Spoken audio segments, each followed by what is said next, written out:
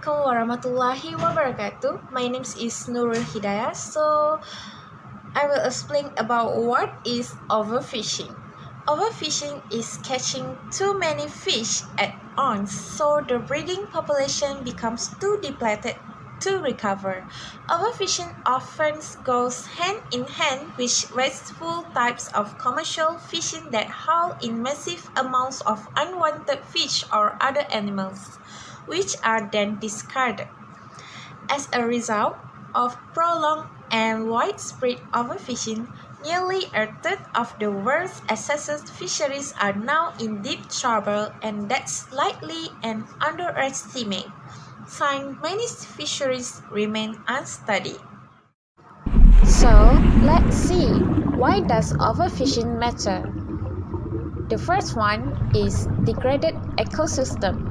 Overfishing endangers ocean ecosystems and the billions of people who rely on seafood as a key source of protein. Without sustainable management, our fisheries face collapse and we face a food crisis. Overfishing can impact entire ecosystem.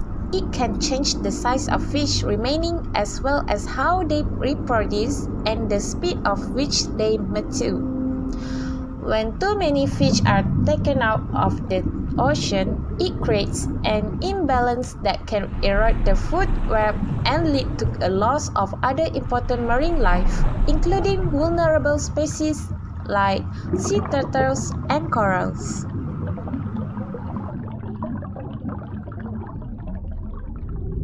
So next, we'll talk about decreasing food and economic security. Demand for fish continues to increase around the world, and that means more businesses and jobs are dependent on dwindling stocks. Fish ranks as one of the most highly traded food commodities and fuel around 362 billion global industry. Millions of people in largely developing coastal communities depend on the fishing industry for their livelihood, and half of the world's population relies on fish as a major source of protein. When fish disappear, so do jobs and coastal economies. High demand for seafood continues to drive overexploitation and environmental degradation, and also exacerbating this circular problem. So the third one is effect on coral reef. Overfishing is a pervasive threat through to affect more than 55% of the world's coral reef. When people overharvest fish on a reef, the entire food web is affected. On healthy reef, algae are kept at low levels thanks to intense grazing by herbivorous fish like parrotfish and surgeonfish. And lastly is composition on water. Overfishing can occur in water bodies of any sizes, such as ponds, rivers, lakes, and oceans, and can result in resource depletion, reduced biological growth rates, and low biomass levels. Sustained overfishing can lead to critical depletion, where the fish population is no longer able to sustain itself.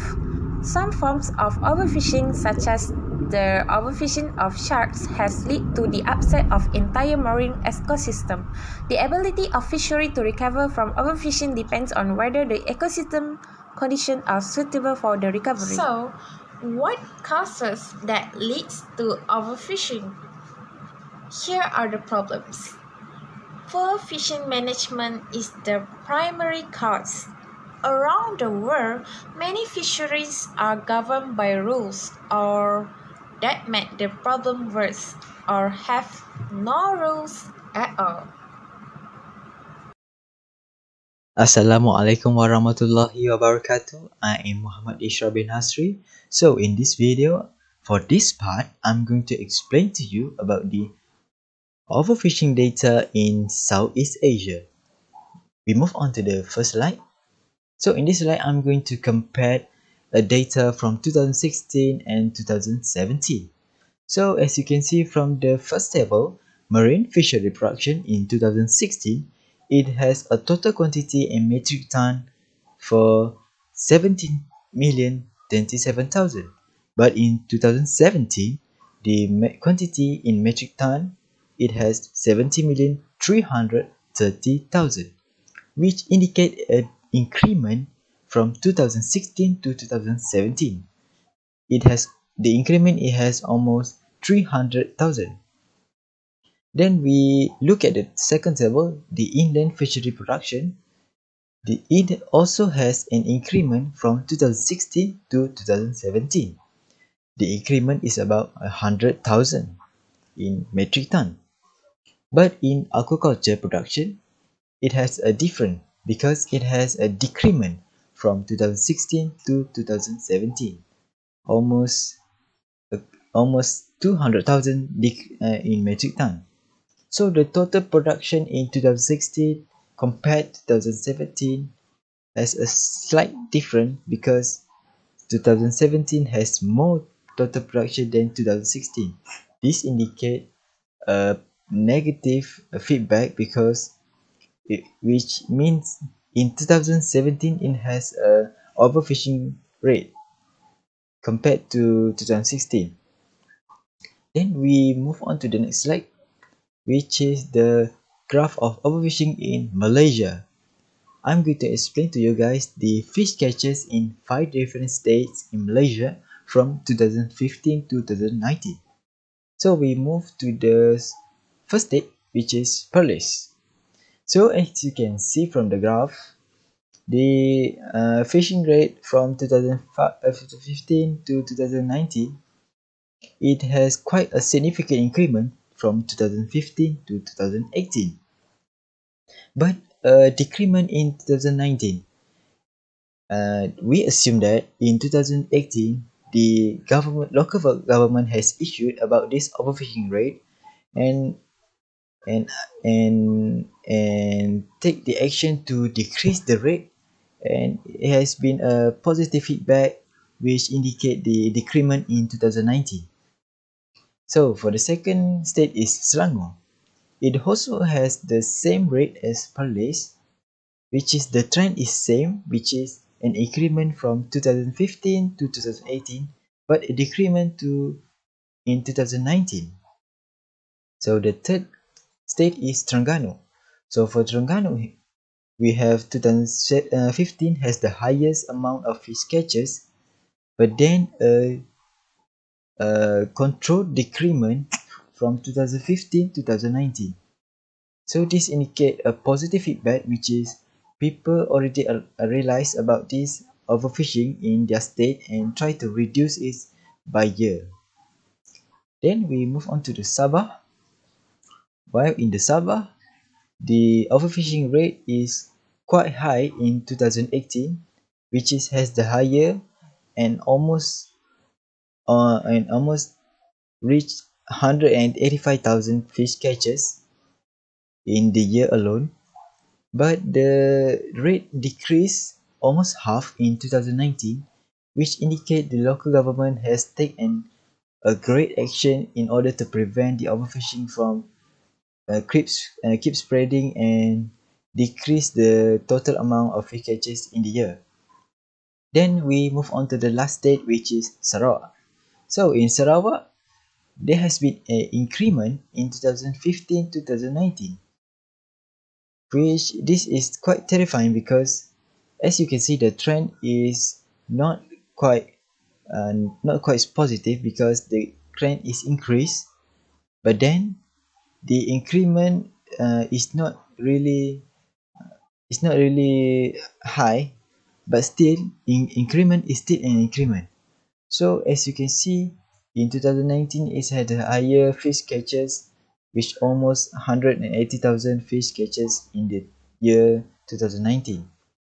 So I suggest the local government take action as soon as possible to prevent an overfishing rate in the state, to prevent any fish that be destroyed or be died in the Sarawak. So that's all for me. Thank you.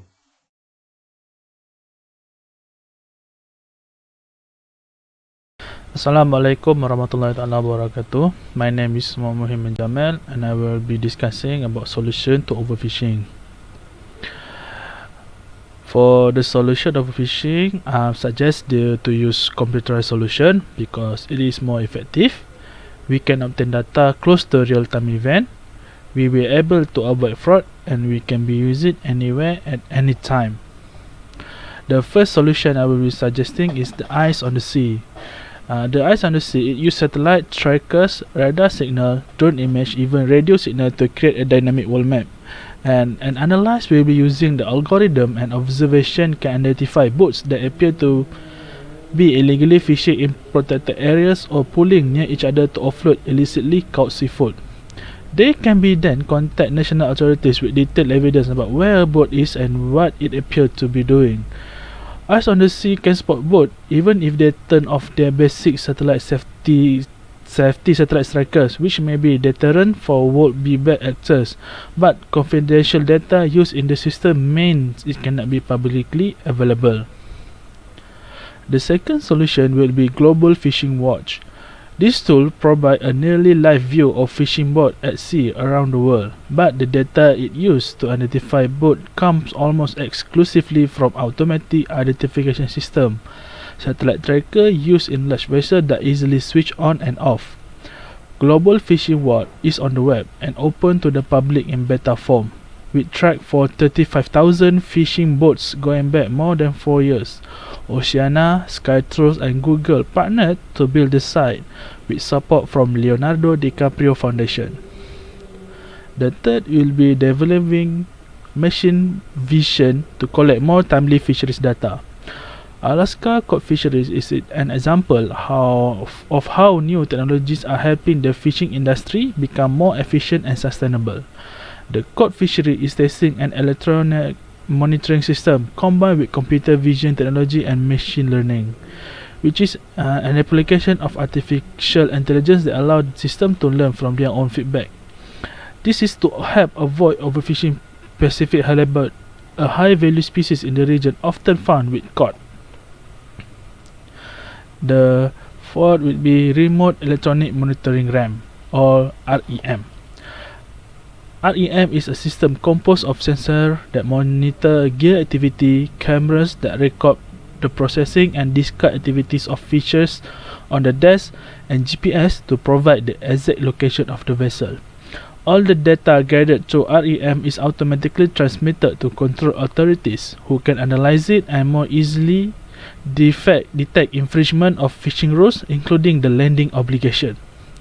This approach is much more cost-efficient than other forms of at-sea monitoring, as well as providing continuous information about the vessel's fishing activities. It can be used in combination with other tools such as sea inspection or onboard observers. It also could cut overfishing and boost compliance with the law. The last will be tag for tuna. The cameras are recording everything that comes over the rail and onto the deck of a few dozen tuna boats loaded with motion sensor and GPS system in the western Pacific Ocean. The goal of the Nature Conservation Project is to get the recording system on thousands of tuna boats in the Palau Longline Fleet. The challenge is to reviewing the video, about 800 hours of footage from each 2-month fishing trips. From the footage, they can spot turtle, shark finning and other size tuna boat which are being illegally reeled in and avoid that from being happen.